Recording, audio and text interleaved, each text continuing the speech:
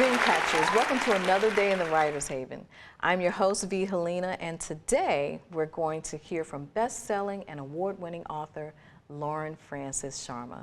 She's the author of the acclaimed novel Till the Well Runs Dry, which is a love story loosely based on her grandmother's life in Trinidad. She's here to share her passion, process, projects, and information about her own Writer's Haven, the DC Writers Room here in Washington, D.C. Let's give a Dreamcatcher's welcome to Baltimore, Maryland's own Francis-Sharma. Lauren, it is a pleasure to have you in the Writer's Haven. It's truly an honor, actually, to have you here.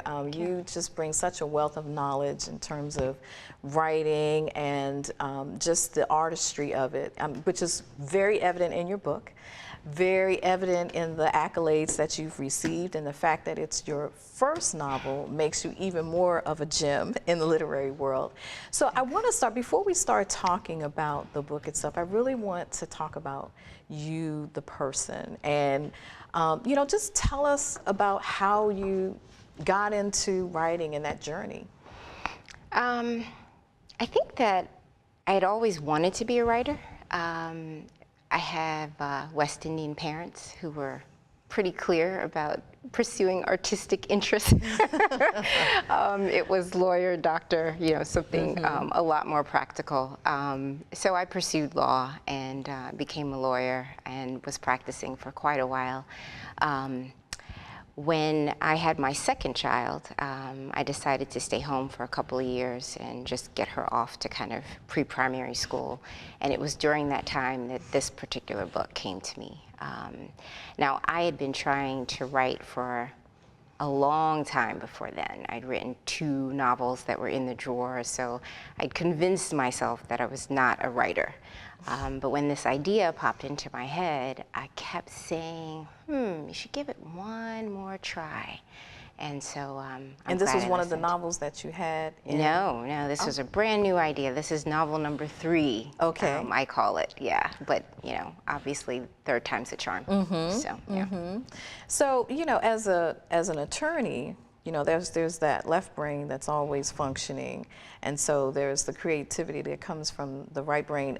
Your approach to writing, how difficult was it to make that transition, or was there a transition? Yeah, it was difficult. First, I had to get over the mommy brain, which is a whole different story. Right. So there's like that mental fog that some women experience after having children. So I knew I wanted to write this book, so I spent about 3 months doing Sudoku puzzles. And so I would just stay up late at night doing these puzzles after I put the kids down to bed, and it was a way to kind of retrain my brain and try to sharpen my tools again. And I didn't actually realize what I was doing. I just knew I needed to kind of exercise. And after doing that is when I started to sit down and really put together this story that I wasn't sure was actually going to end up being a book, but that's when I started, yeah. So in your book, where you, at the end of the book where it talks about the book and it talks about you, one of the notations that's there says that your grandmother had had a stroke, and was the book birthed from that experience? Yeah, very much so. I was just had the children, the last child, and I got the call that my grandmother had had the stroke in Brooklyn, and we went up to New York. And I was sitting next to her in the hospital room, and I was thinking about the fact that I had never asked her any questions about her life. And I wasn't sure if she would ever be able to answer all the questions that I had. She came out of the hospital, but she was really never the same again. And a few months after that, I had to go to Trinidad for my paternal grandfather's funeral. And while we were there, I went to the little village, which is featured in the book, called Blanchishez, and we were at the beach. I was with my parents and my sister, and I just started thinking about this young woman living and growing up in this village, and that young woman was my grandmother, and I kept saying, very bizarre picture to have, but I could just see her. And when I got back home, I decided that this was the story that I needed to try to pursue. I didn't know how I was going to do it. I had 2 young children, and they were taking up a lot of my mental space, and so I wrote a lot at night after they were sleeping, and the Sudoku puzzles helped a lot with that. So yeah. Yeah. And you know, a lot of authors attest to, whether it's their first book or maybe third or fifth or 20th book, that many times their personal experiences, whether it be that they're writing through pain or they're writing through some other struggle, becomes to some degree the genesis of their writing. And what's great about that is the authenticity that comes with that, and I can, and you probably can too, because I'm sure you read probably just as many authors as I do. But you can really see that come out in their writing. So that's great, and thank you very much for sharing that with us. So what is your process? What's your plan of attack in getting your books down on paper, or do you type it? Do you write it? I usually do start writing on hard copy first, just initial thoughts, notes, kind of who these people are. I'd spent probably the last 2 years at book clubs telling people that, you know, I just write. It goes off the cuff, just figure out where I'm going. And I think that was actually true. I think I approached this book originally that way, where I sat down and I was kind of like, let's see where the story takes me. But it's a little disingenuous to say that, because as much as I was doing that, I also realized that it took me longer, because it was like, I always use the example of like having slime, and and it's spilling all over the place and all over the edges, and you got to kind of contain it. And so the back part of the process, which for some writers is the front part of the process, was me containing it and actually putting structure around it. If I'd started off that way, it would have taken me less time. I really believe that. But you know, sometimes for the first book, you gotta figure out your way around that. And so I think a lot of it was about feelings more than structure, and the structure came later. So do you write linearly, or I'm doing chapter 3 today, I'm going to do chapter 5 Yeah, tomorrow? no, I'm linear. But I think that's the legal training, I think, that that causes that. I'm not sure if I was always linear thinking, but I certainly have to move through that way. And I'll go back and reread what I've written the day before, and a little editing, and then try to move myself forward. But I always go back to kind of get myself a running start. So, yeah. So no outlining. I would not recommend not outlining. Outlining is really important, but I did not outline originally for this book. That came later, but yeah, I started off without an outline, and that was really harder than it should have been. Yeah. Okay, and so when did you know you were finished? Oh, about 3 different times.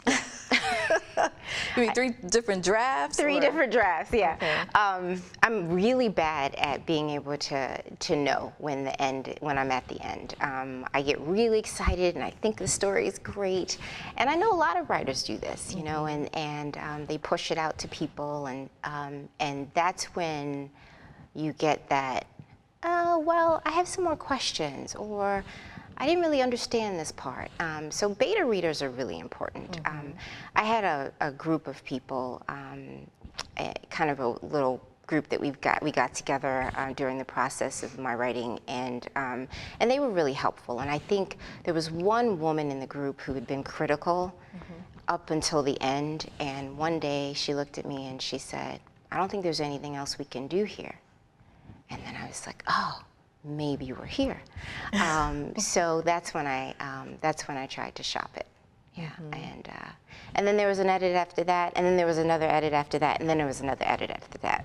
So how long did it actually take?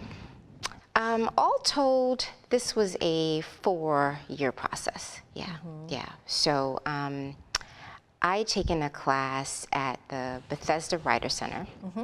Familiar with them? Yes, and I took a class called, and I'm blanking. That's okay. I can't remember. It was probably a long time ago. But yeah, but it was like how to write a novel with 90 minutes a day free. Oh. Yeah, so it was just kind of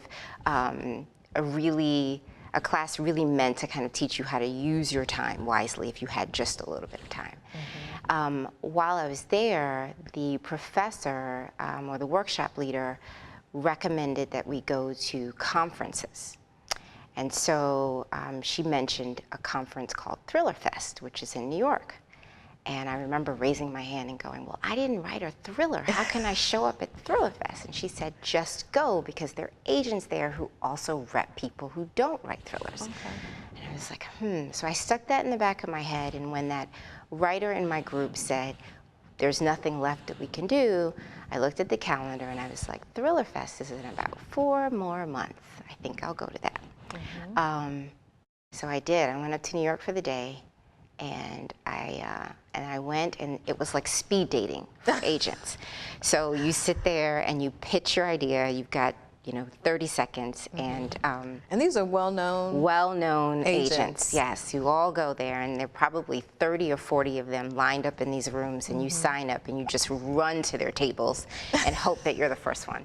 And actually the very first agent that I wanted to get to, I got to, and she ended up being my agent, Victoria Sanders. Oh, wow, excellent. Yeah, it was a great day. It was probably one of the best days ever, because people were really interested. And of course I went with my lawyer suit, and I had on, and I was like the only person in a 3-piece suit. Not in an artsy writer's kind of creative. Yeah, really. I'm an artist. I never look like an artist, but yeah. So I was sweating, I had perspiration everywhere, and it was really, I was nervous. I was so nervous. So you never self-published this? I didn't. That's awesome. Yeah, now I think self-publishing is another alternative and another viable alternative, but I did not, and I'm happy that I didn't have to.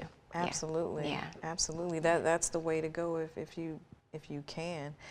So tell us a little bit more about that experience, going through an agent and working with a publisher. Yeah. So my agent signed me probably a week after I met her. And she said, okay, well, we've got some work to do with this book. And I didn't quite know what that meant, because I was done. And she sent me a letter kind of outlining the things that I needed to work on. And she wanted me to make this already big book, which I thought was a big book, even bigger. So I spent a year with her, probably a little over a year, adding about 200 pages to this book. So by the time I was done, it was a 600-page book. And she wanted it, she kept saying, I think it really needs to feel epic. It needs to feel epic. So I think I gave her that. And by the time we were done, it was a very massive book, and she said, okay, well, we're going to sit down and we'll come up with some names of editors, and we'll push them out all at the same time. Mm-hmm. So I was on vacation, and while she's pushing these books out, it was summer, and she called me up and she said, we've got several different people interested in this. So, of course, my husband was stunned, right? Like he'd been watching me slave away at this book, and he'd met me, and I was always like a struggling writer, secretly a struggling writer. So when the phone call came, he's like, more than one? And I said, yeah, that's more than one. He's like, well, how many? And I was like, I don't know, but I think there's an auction. And so the book went to auction, and then I left vacation, straight from vacation. I went to New York to meet editors. Seriously, this was like a dream come true. And I can't explain to you what it feels like to walk into, a publishing house building and see the books that you adore and love posters up on the walls, and going into people's offices and seeing stacks and stacks of books. I mean, it was like a dream. Yeah, and you know, it was a fantastic day. I met a lot of people who were very excited about the book, and you know, the hardest part is choosing, you know, who is going to help you birth this child. And what kind of research does one do when you're trying to make that decision? Yeah, you know, thank God for the internet, because now you have editors who do real interviews. I mean, Publishers Weekly, lots of other sites, you know, they'll do interviews with editors. So I tried to find everything ever written about these particular editors. And so, you know, you're reading not for content as much as kind of what they're saying about their love of books and how they approach things. And so that was a lot of what I was doing, and who'd they published before. And then if you can, you know, what did the author say about their editor at the back of the book, right? You know, are you the best editor, and you know, you've changed everything for me, you know, I mean, like, what are you Really saying? made a How, difference. yes, exactly, and how enthusiastic are they about you know, mentioning their editor? So those were all the things that I was kind of looking for. So yeah.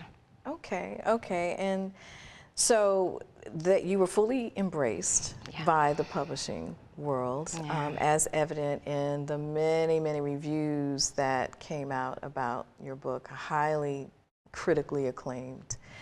And so now you have the publisher world at their feet. And then there are the authors that are already at a plateau, whether they're coming into the industry at the same level that you are or at a different level. How was that in terms of synergy and your being a part of that family of folks?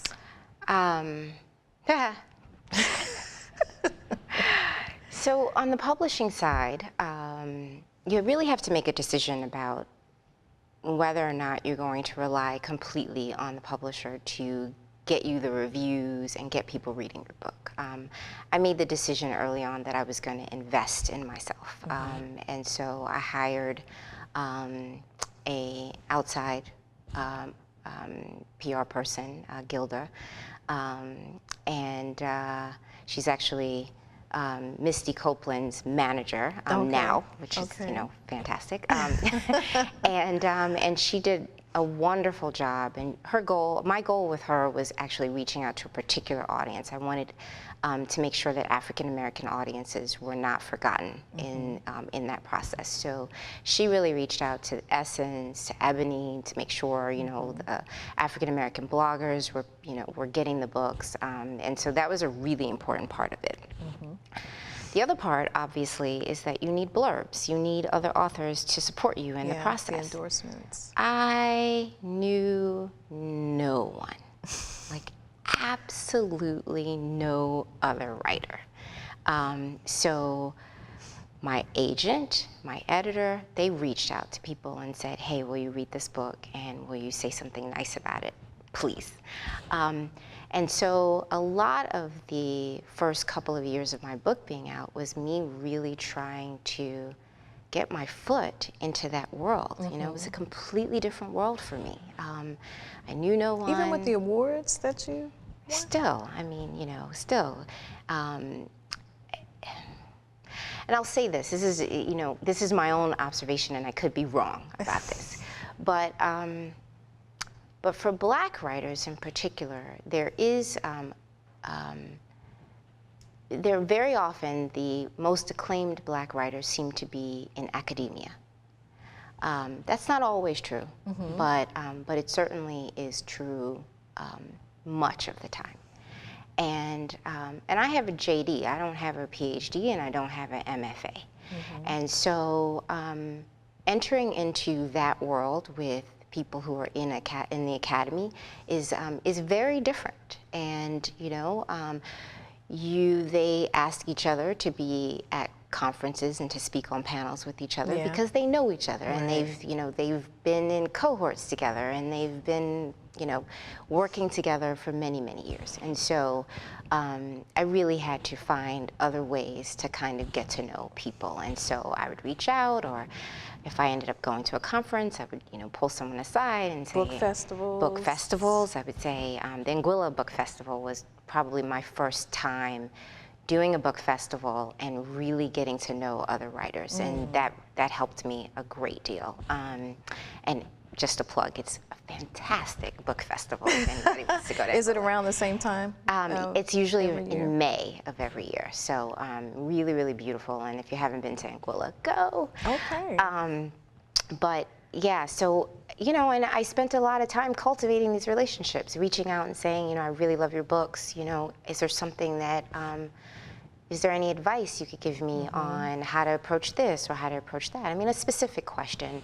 And I always really try to give back. I mean, my goal is to make sure that if anyone has a book who, has helped me, or even any other African-American author that I know that I'm Facebook friends with, I really try to promote their material. We have to do that for one another. Yeah, that's really, really important. Yeah. So what advice would you give to new authors?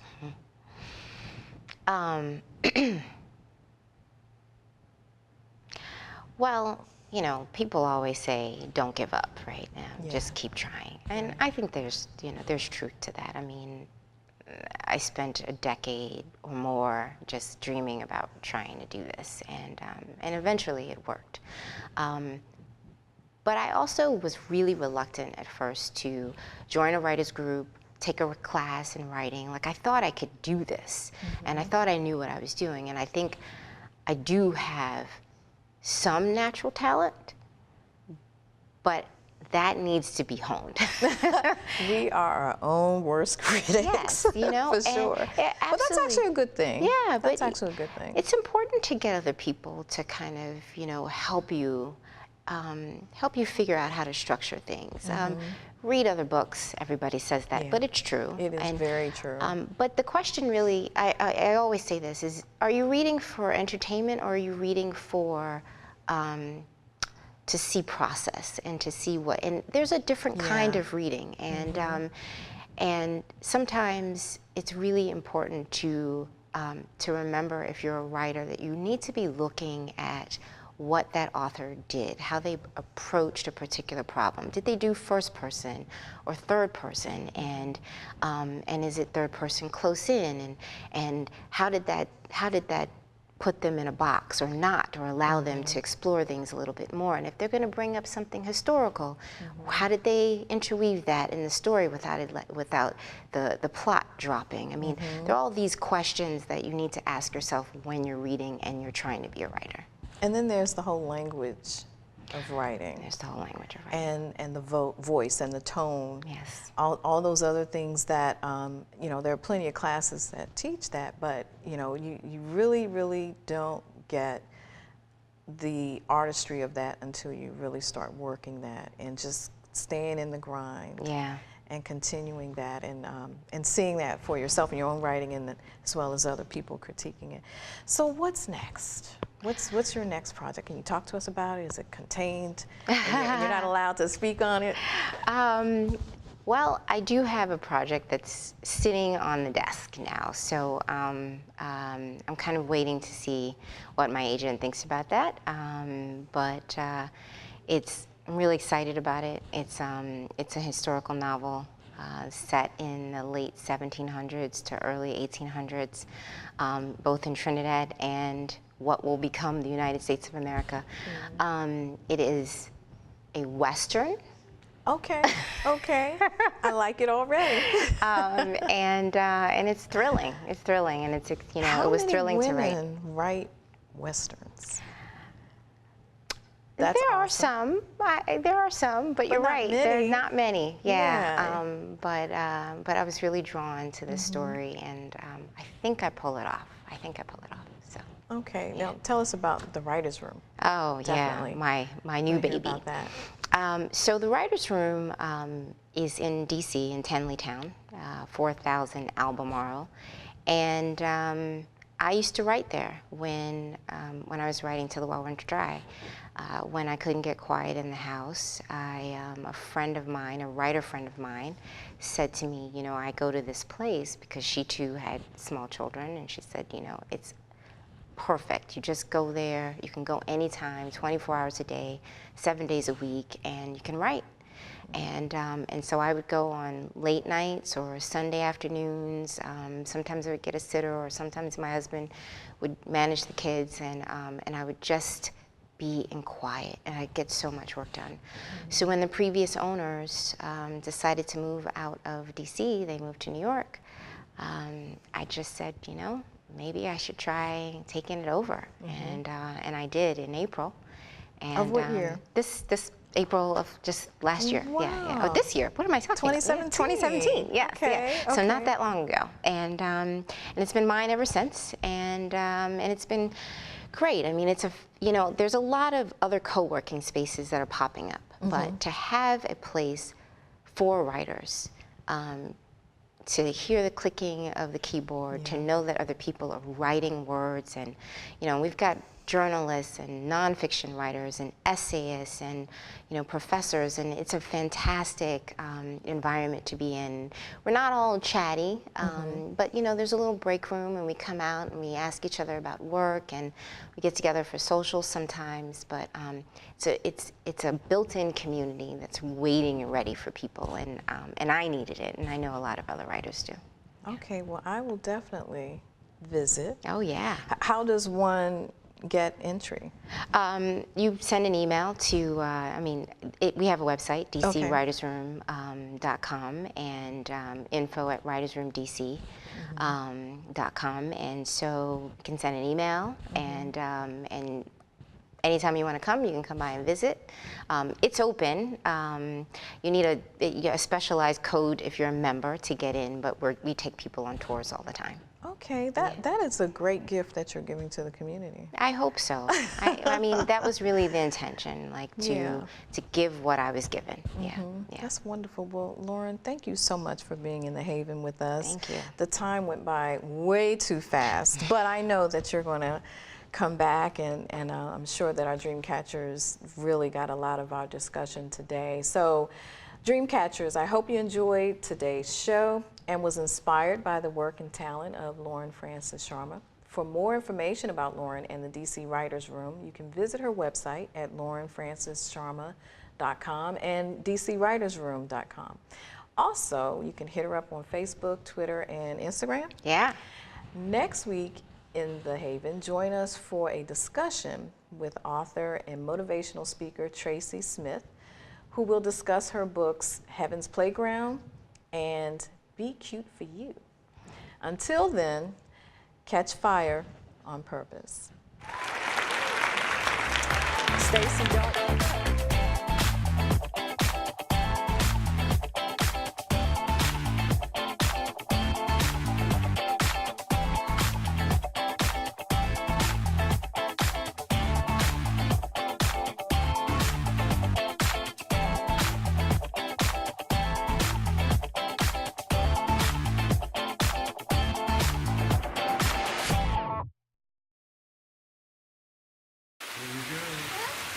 Here we go. We're gonna go out there in the rain. Gonna get wet. All right, here we go. Oh, look at the rain. Okay, quick.